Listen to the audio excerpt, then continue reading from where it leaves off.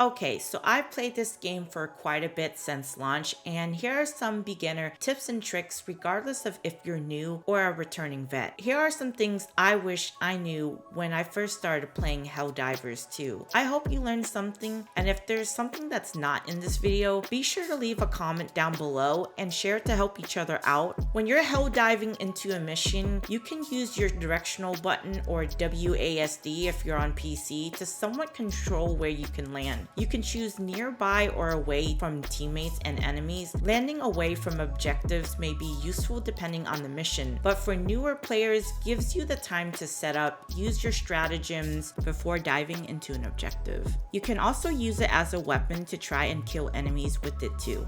Whether you're playing with friends or random, you can ping in this game. On PC, it's Q, and on the controller for PS5, it's R1 plus on the directional pad up. So say for whatever reason you don't want to use voice chat, you can at least mark or ping things, whether near or in the distance, or things on your mini-map, but it's not immediately obvious how to do this since there's no tutorial for it. Now, to mark a specific location on the mini-map, on PC, you want to press tab to open it, then hold down the right mouse button while moving the mouse to explore the map. Once you found the area that you want to highlight, just click the left mouse button to place a marker and it will remain there until you place another one. Meanwhile, on PS5, you want to press the touchpad to open up the mini-map and then use the D-pad to navigate towards the place you want to mark and click X.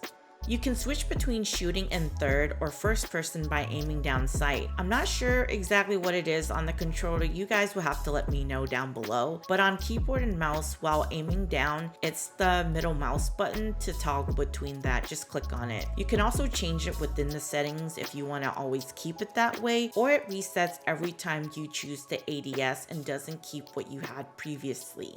Try to avoid reloading after every few shots you take. You end up mag dumping, and if you play Call of Duty like me, it can be a bad habit you want to avoid, especially in this game. Now, depending on the stance when you're shooting or if you're strafing, the bullet spread when prone or crouch is going to be tighter than if you're shooting while standing, and same could be said versus if you're trying to strafe. Avoid moving around when you're aiming, but this depends like with an LMG, so crouch or go prone for a steadier aim. Precision is key here. You can dolphin dive backwards, landing onto your back to shoot up at an enemy. Not only does this move you out of harm's way for some attacks, but since it is a stationary position mentioned prior, it will help reduce bullet spread. And while you're at it, drop a like on the video and subscribe to the channel if you haven't already. It really helps me out and I would greatly appreciate it.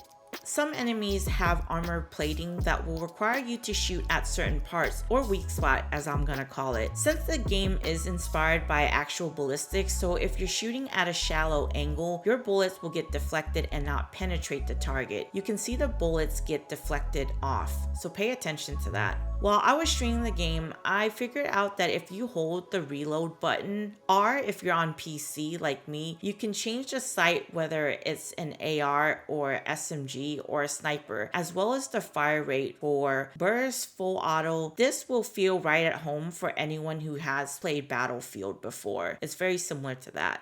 Be sure not to ignore your ship upgrades. These upgrades are just as important because it will affect your stratagems, and you can see the ones that will be influenced in the bottom right hand corner on each upgrade module. These can range from reducing cooldowns to increasing your magazine size, so pick whatever it is that fit your playstyle.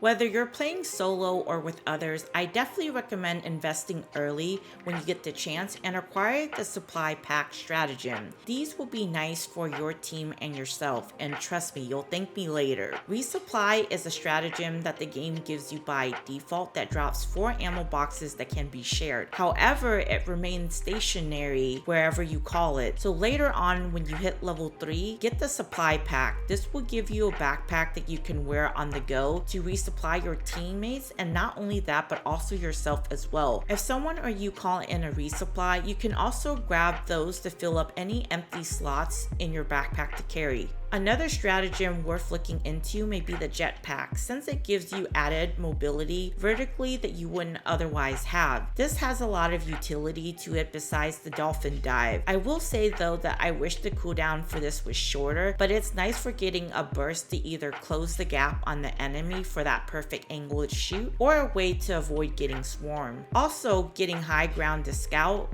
overlook, and cover your teammates, or simply prevent enemies from reaching you. Look into getting offensive stratagems are useful due to their cooldown versus others because you gotta make sure it counts. This is because they can be hard to land consistently. Also take note that stratagems have different limits. Some are unlimited while others will only give you a certain amount before you run out and can't use them anymore. Remember this screen right before you load into a mission during the stratagem and booster selection screen. This is not the only time where you can see what your teammates' loadouts are. Whenever you open up your minimap, the icons will show next to your teammates what they're running there as well. Be sure to acquire and equip the different boosters. These include additional reinforcements like increased resistance to injury and more. The first one you can get in the Helldivers Mobilized War Bond on the 3rd page. This will ensure you're fully stocked when you land on the battlefield. You can equip before the mission. So there are 3 types of armor in this game: light, medium, and heavy. Light, these can be used to avoid detection and enhance mobility, while medium, use these for a good balance between getting around and survivability, and heavy for getting better protection from damage at the cost of movement.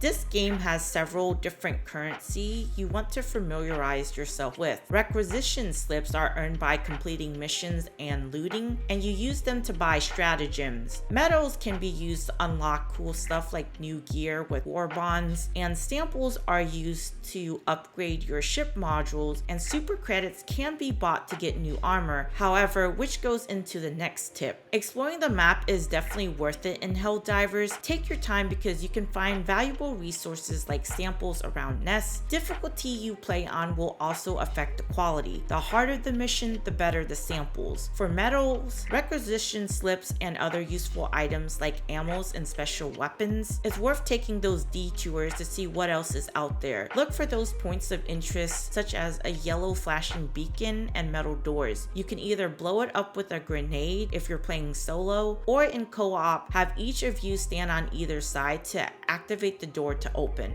Beware of your surrounding and use the environment to your advantage. On the different planets, there is plant life that can explode, slowing or damaging you, or you can use it to your advantage. There's also explosive canisters you can shoot to do damage, and probably other things that I haven't seen yet. Just keep your eyes peeled. Now, if you made it to the end of the video, I hope you found these tips helpful. Subscribe to the channel if it did, and as always, thanks for watching and take care.